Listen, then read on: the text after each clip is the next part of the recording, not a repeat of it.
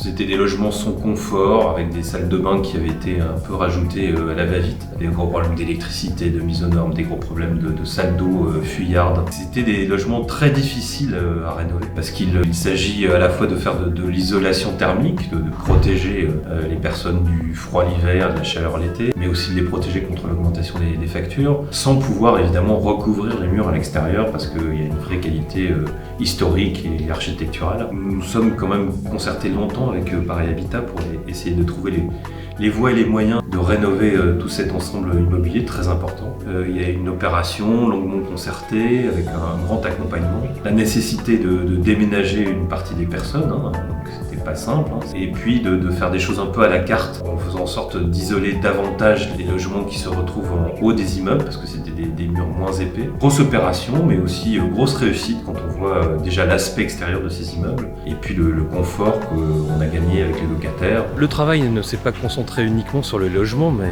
c'est évidemment le cœur du projet, mais également sur les espaces extérieurs où il a fallu retravailler l'altimétrie, c'est-à-dire la hauteur des cours pour faire en sorte que toutes les entrées d'immeubles soient de plein pied. Avant, il y avait des petits escaliers, ce qui était problématique pour les personnes handicapées et les personnes âgées. Et puis, on en a profité aussi pour tout un projet paysager. Alors, pour l'instant, il est encore en devenir, mais avec beaucoup d'espaces plantés qui vont amener de la fraîcheur en été. Voilà, cette opération réalisée en lien avec Paris Habitat, avec une subvention de la ville de Paris d'ailleurs très appréciable pour pouvoir mener à bien tous ces travaux. Nous devons accélérer la transition écologique et énergétique de la ville. Ce n'est pas du tout le moment de se dire parce que c'est plus cher, parce que les collectivités devraient avoir moins de marge de manœuvre, on va finalement freiner. Non, au contraire, il faut accélérer. Accélérer pour permettre justement d'être dans un modèle qui soit plus résilient, c'est-à-dire qui soit beaucoup plus capable